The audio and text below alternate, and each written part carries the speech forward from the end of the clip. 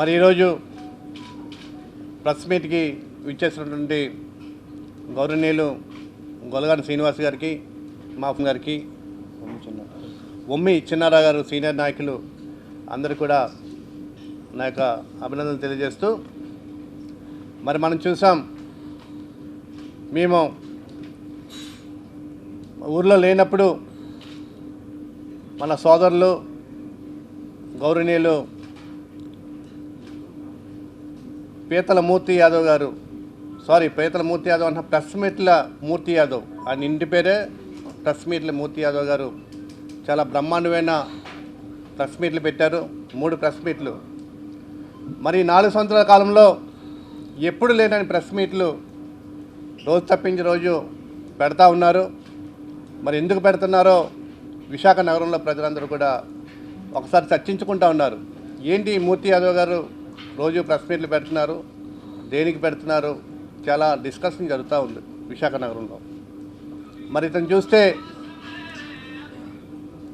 మరి ఒక వార్డులో మూర్తి యాదవ్ని కార్పొరేటర్ గెలిపిస్తే ఆ వార్డు ప్రజలందరూ కూడా మూర్తి యాదవ్ గారు మాకు ట్రైన్ చేస్తారు, మరి మంచి రోడ్లు వేస్తారు, మంచి మొక్కలు వేస్తారు, మంచి లైట్లు వేస్తారు, మంచి బ్యూటిఫికేషన్ చేస్తారు అని ఆలోచించి ఆ వార్డు ప్రజలందరూ ఆయన మీద నమ్మకంతో గెలిపిస్తే, ఈరోజు ఆయన చేసే పని ప్రతి ఒక్కరి మీద ఆరోపణలు చేయడం, చిన్న పెద్ద తేడా లేకుండా బాలినేని శ్రీనివాసరెడ్డి గారి మీద కానీ, ఎంఈవి గారి మీద కానీ, జీవి గారి మీద కానీ, సుబ్బారెడ్డి గారి మీద కానీ, సాయిరెడ్డి గారి మీద, అందరి మీద ప్రెస్ మీట్లు పెట్టి 100 కోట్లు, 1000 కోట్లు, 1,00,000 కోట్లు ఇదే టార్గెట్, ఇన్ని కోట్లు కుంభకోణాలు అయిపోతున్నాయి అని ఆరోపణలు చేస్తూ ఏ ఒక్క ప్రెస్ మీట్ ఆరోపణ కూడా రుజువు చేయకుండా ఉదయం ప్రెస్ మీట్లు పెట్టడం, సాయంత్రం నవ్వటెల్లో సెటిల్మెంట్ చేసుకొని పబ్బం గడుపుకుంటున్నట్టు మూర్తి యాదవ్కి మరి సరైన సమాధానం చెప్పడానికి మేమందరం కూడా ఈరోజు వేదిక చేసుకున్నాం.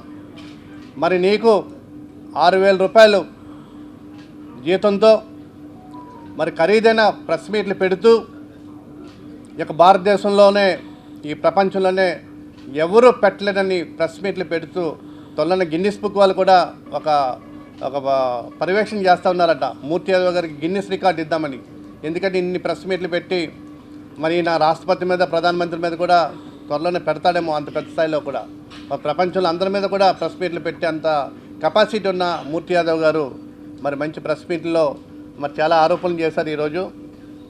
మరి నేను 2007 ప్రాంతంలో పాత 42వ వార్డు నుంచి ఇండిపెండెంట్ అభ్యర్థిగా సుమారు 1000 ఓట్ల పైగా మెజార్టీతో గెలిచి, మళ్ళీ 21 నుంచి 2012 నుంచి 21 వరకు ఖాళీగా ఉన్న సమయంలో కూడా మళ్ళీ 20 ఓట్ల ఎలక్షన్స్ వస్తే వైఎస్ఆర్ కాంగ్రెస్ పార్టీ కార్పొరేటర్గా గెలిచి ఈరోజు మరి డిప్యూటీ మేయర్గా విశాఖ నగరంలో మా మేయర్ గారి నాయకత్వంలో, మరి మాజీ ముఖ్యమంత్రి జగన్మోహన్ రెడ్డి గారి నాయకత్వంలో విశాఖ నగరాన్ని 98 వార్డుల్లో కూడా అనేకమైన అభివృద్ధి కార్యక్రమం చేసి 1,000 కోట్ల రూపాయలు అభివృద్ధి చేస్తే ఈరోజు అవినీతి జరిగిపోయిందని చెప్తా ఉన్నాడు మూర్తి యాదవ్ గారు.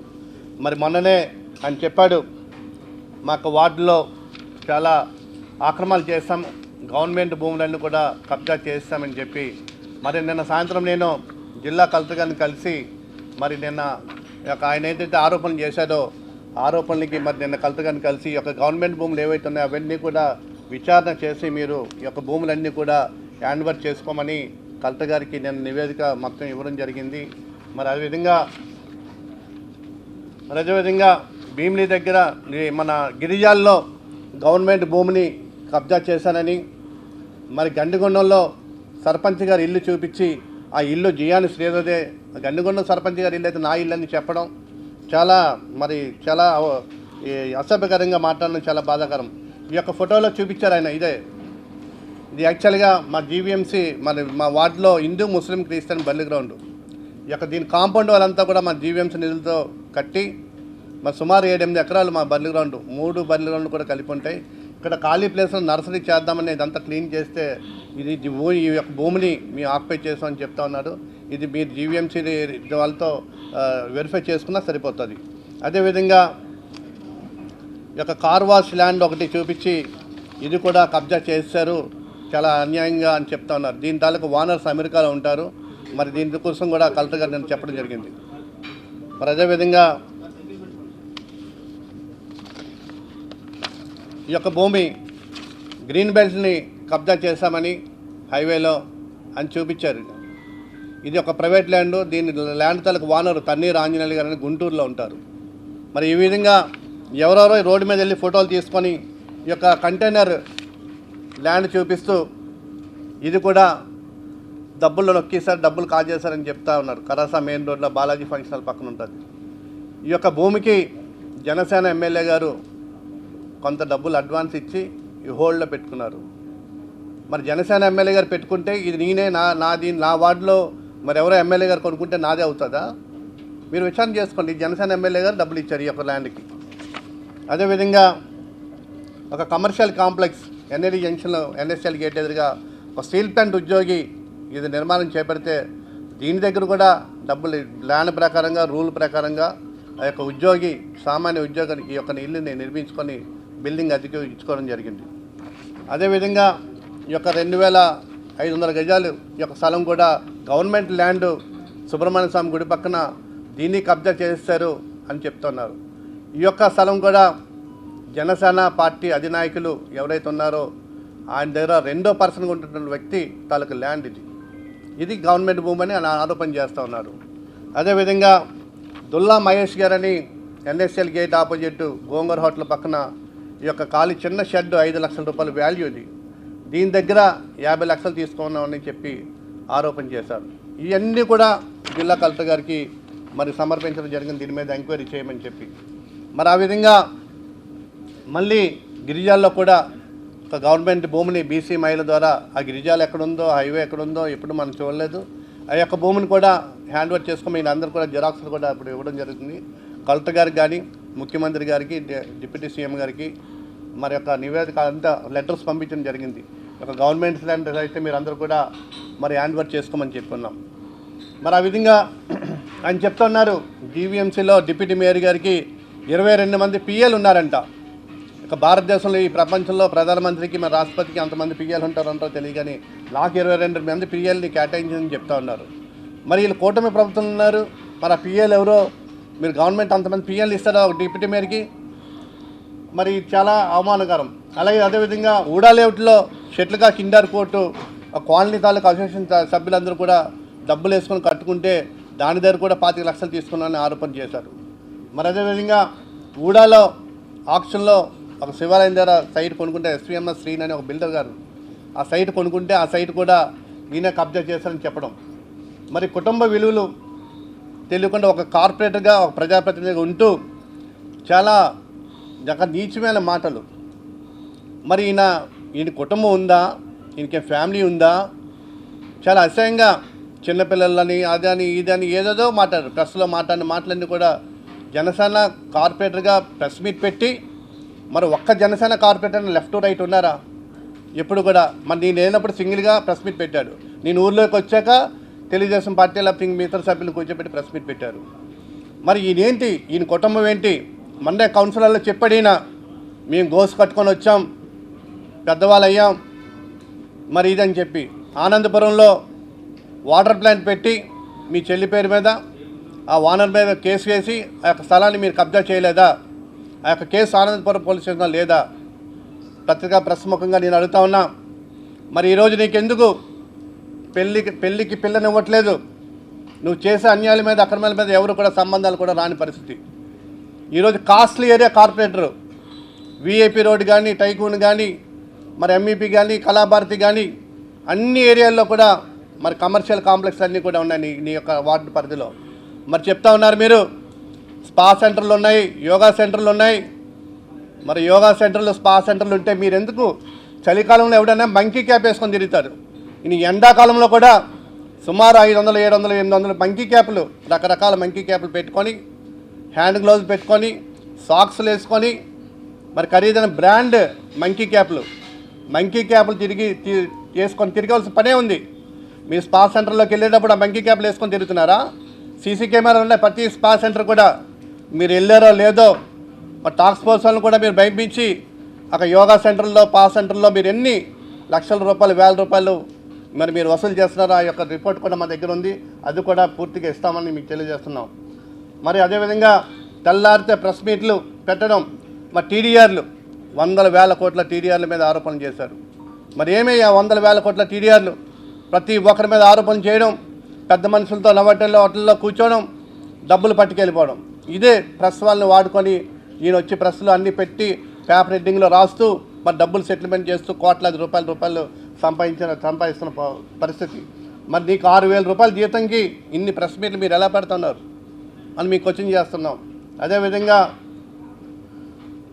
మరి మాకైతే 6 కార్లు ఉన్నాయి డిప్యూటీ మేయర్ గారికి అని చెప్తా ఉన్నాడు. మరి డిప్యూటీ మేయర్కి 6 కార్లు ఉంటే ఇప్పుడంతా టెక్నాలజీ ఈజీగా వచ్చింది. ఆ నెంబర్ కొడితే ఆ నెంబర్లో ఆ కారు ఓనరు పేరు ఎవరు ఏంటి అని వస్తూ ఉంటుంది. మరి ఊరికినే బుర్ర జల్లే కార్యక్రమం చేయడం. మరి అదేవిధంగా జియాని శ్రీధర్ పాస్పోర్ట్ సీజ్ చేశారు, పాస్పోర్ట్ లేదు, అందుకే ఈయన మున్నార్ వెళ్ళాడు అని చెప్తున్నాడు. రీసెంట్గా నేను అమెరికా వెళ్ళా.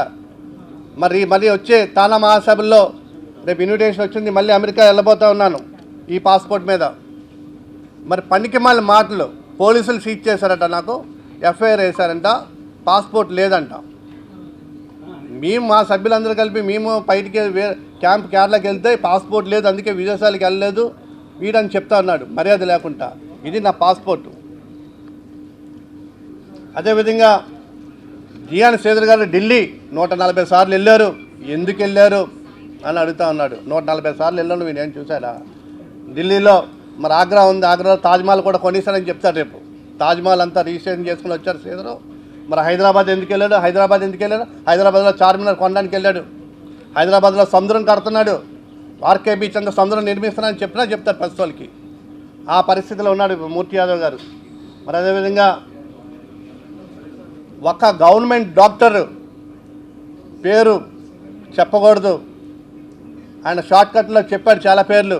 మరి అక్కడ డాక్టర్ తాలూకా ఏటీఎం కార్డు, శాలరీ కార్డు ఈయన జోబులో పెట్టుకొని ప్రతి నెల శాలరీ డ్రా చేస్తూ ఈయన విజయవాడ మీటింగ్లకు వెళ్ళేటప్పుడు మరి ఒక జర్నీలో ఆ కార్డుని యూజ్ చేస్తూ హోటల్లో దిగుతూ మరి ఆవిడ శాలరీని కూడా కొట్టేయడం, మరి ఆవిడకి చాలా ఇబ్బందులు గురి చేయడం జరుగుతూ ఉంది. అది నిజం కాదా? మరి పిఠాపురంలో కే ఎవరు, ఎంఈపీలో సి ఎవరు, మరి గోపాలపట్నం కొత్తపల్లిలో డి ఎవరు, మలకాపురంలో ఎస్ ఎవరు, హెచ్పి కోణంలో ఎం ఎవరు? మాకు తెలియదాని తాలూకా వేషాలు, నీ తాలూకా ఇది మాకు అన్నీ తెలుసు. మీకు ఏదో పోనీలే మన సభ్యుడు అని చెప్పి ఊరుకుంటే రెచ్చిపోతున్నారు. మరి అదేవిధంగా చిరిగిపోయిన బట్టలు వేసుకొని తిరుగుతావు విశాఖ నగరంలో అడుక్కున్నలాగా. మరి చిరిగిపోయిన బట్టలతో వస్తే జీవి రవిరాజ్ గారు నేనే యూత్ కాంగ్రెస్లో ఒక సభ్యుడిగా నియమించడం జరిగింది. మరి యూత్ కాంగ్రెస్లో పనిచేస్తూ మళ్ళీ కాంగ్రెస్ పార్టీలో పనిచేస్తూ దొరబాబు గారితో తిరుగుతూ మళ్ళీ ఈరోజు జనసేన పార్టీలో తిరుగుతూ ప్రతి ఒక్కరిని బ్లాక్మెయిల్ చేస్తూ మరి పవన్ కళ్యాణ్ గారేమో మరి మంచిగా అందరినీ చూస్తుంటే ఈయన పార్టీ కూడా ఆదేశించింది, నువ్వు అనవసరమైన ప్రెస్ మీట్లు, పనికిమాలిన ప్రెస్ మీట్లు పెట్టకరా బాబు అని ఒక నోటు కూడా ఇస్తే మరి వాళ్ళ ఫ్లోర్ లీడర్ కానీ వాళ్ళ జనసేన కార్పొరేటర్స్ కానీ ఎవరూ లేకుండా ఊరికే బురద జల్లే కార్యక్రమం, డబ్బులు సంపాదించే కార్యక్రమం మరి ఈ విధంగా పెట్టుకోవడం జరుగుతోంది. మరి నీ వార్డులో బడ్డీలు తోపుడు బళ్ళు ఉంటే అర్ధరాత్రి 3 గంటలకి పోలీస్ ప్రొటెక్షన్తో ఆ బడ్డీలు తోపుడు బళ్ళు తీయించడం జరిగింది. మరి దేనికోసం తీయిస్తున్నారు మీ బడ్డీలు? పేద ప్రజలు బ్రతకడానికా? మరి మీరు కౌన్సిల్లో చెప్తున్నారు నా వార్డులో హౌస్ ట్యాక్స్లు పెంచేయండి, పన్నులు వసూలు చేయండి అని చెప్పి. మొన్ననే ఒక ప్రెస్ మీట్ పెట్టారు, నైట్ ఫుడ్ కోర్ట్ తీయపోతే మేము రాజీనామా చేస్తాం, ధర్నా చేస్తాం, నిరాహారదీక్ష చేస్తామని చెప్పి. మీరు ఎందుకు చేయట్లేదు రాజీనామా? మీరు ఎందుకు చేయలేదు ధర్నా? మరి నైట్ ఫుడ్ కోర్ట్ తీయపోతే మరి హుకుం జారీ చేశారు. మరి ఏంటి ఇదేనా పరిస్థితి? మీరు మరి అధికారంలో ఉన్నది మీరా మేమా? ఆరోపణలు చేస్తున్నారు. ఈ యొక్క ఆరోపణ మీద మీకు ఏసీబీ ఉంది, విజిలెన్స్ ఉంది, గవర్నమెంట్ భూములు ఏమైనా మేము ఆక్రమిస్తే మీరు విచారణ చేయండి, మేము చర్య తీసుకోండి. నేను కలెక్టర్ గారు కూడా అదే రిప్రజెంటేషన్ చెప్పడం జరిగింది. మరి ఆ విధంగా జిల్లా ఈ యొక్క విశాఖ నగరంలో మీరు మంచి పేరొందిన కార్పొరేటర్ గారు కాబట్టి కమింగ్ ఎలక్షన్స్లో మీరు ఏదైనా నా మీద పోటీ చేయగలిగితే పోటీ చేయండి, లేదా నువ్వు ఎక్కడైనా పోటీ చేస్తే నీ మీద పోటీ చేస్తాను. నీకేం దమ్ముంటే పోటీ చేయండి విశాఖ నగరంలో ఎక్కడైనా.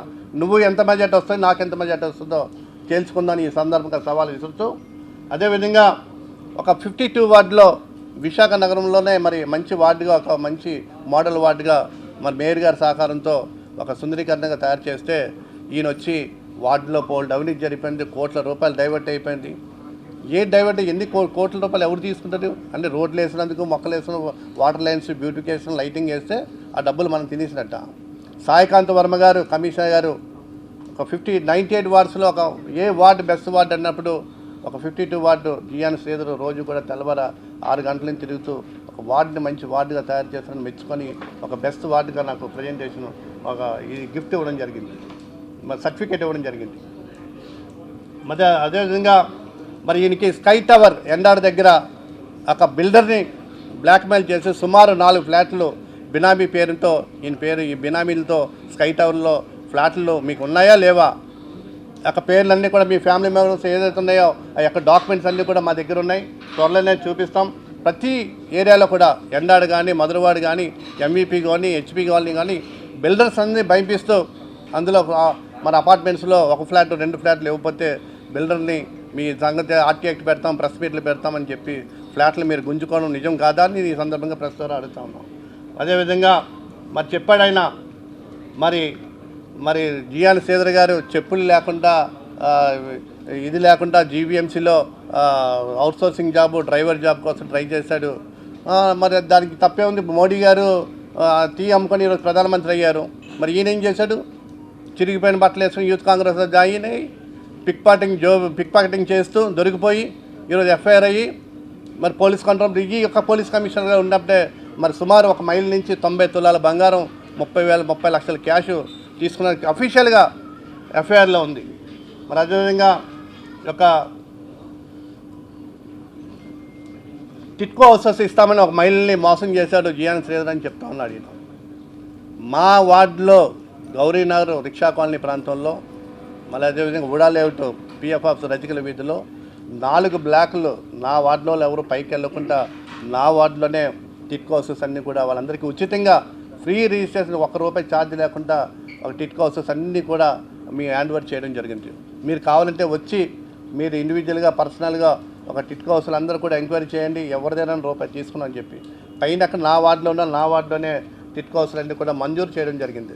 మరి ఎవరినో పెట్టి ఎవరో అగన వడ్లపూడిలో ఉన్నారు వాళ్ళు మోసం చేసి తీసుకున్నారని చెప్తా ఉన్నారు. అదంతా కూడా నిజం కాదని తెలియజేస్తున్నాం. అదేవిధంగా మంత్రి సత్యనారాయణ విజయవాడ కృష్ణలంకలో మరి నాకు ఏదో ఫ్లాట్లు ఉన్నాయని చెప్తా ఉన్నాడు. చాలా ఆశ్చర్యకరంగా ఉంది. మరి రామ్దేవ్ బాబా గారు కూడా ఉందని చెప్తాడే మీ బాబా గారు. ఈ విధంగా మరి రేపొద్దున విశాఖ నగరంలో ఆక్సిజన్ టవర్ కానీ లేకపోతే LIC building, DRM office, Walter club, circuit house ఇవన్నీ కూడా నావేనా చెప్పినా కూడా ఆశ్చర్యపోవనక్కర్లేదు. ఇవన్నీ జియాన్ శ్రీధర్ మీద పేరు మీద రాయించారని చెప్తూ ఉంటారు వెటకారంగా.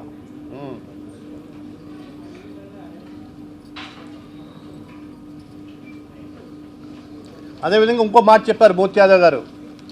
జియాన్ శ్రీధర్ గారు వాళ్ళ ప్రసాద్ రెడ్డి ఓడిపోయాడు, దొడ్డికెర్ని ఓడిపోయాడు, మరువాణి నానాజీ 200 ఓట్లతో గెలిచారు. మరి ఇంకెవరో మా సోదరుడు మా సభ్యుడు వైఎస్ఆర్సీపీ కార్పొరేటర్ నేనే రౌడీ సీట్ ఓపెన్ చేసి అంటే చాలా పెద్ద హైలైట్గా నన్ను అంటే అంత కెపాసిటీ ఉన్న లీడర్గా గుర్తించి హైలైట్ చేసినందుకు మూర్తి యాదవ్ గారికి ధన్యవాదాలు తెలియజేస్తున్నాను. అంటే 10 మంది 5 మంది కార్పొరేటర్ని ఓడించే గెలిపించే శక్తి నాలో ఉందని ఆయన చెప్పడం చాలా ఆనందంగా ఉంది. మరి ఆ విధంగా ఆయనకి ధన్యవాదాలు తెలియజేస్తూ అదేవిధంగా ఆయన పేరు మీద ఒక లేడీ ఇచ్చినటువంటి కంప్లైంట్ ఇది పోలీస్ కమిషనర్ గారికి. ఆయన మీద ఎఫ్ఐఆర్ వేసింది. 3 టౌన్ పోలీస్ స్టేషన్లో కూడా కూర్చోబెట్టి మన గతంలో మరి ఆయన మీద చర్యలు తీసుకోవడం, వాళ్ళు ఏరియాలో ఒక ప్రైవేట్ ప్లేస్లో జిమ్ కట్టించడం, ఇవన్నీ కూడా మరి రహదారి కబ్జా చేయడం, ఇవన్నీ నిజం కాదా మూర్తి యాదవ్ గారు అని అడుగుతున్నా మీకు.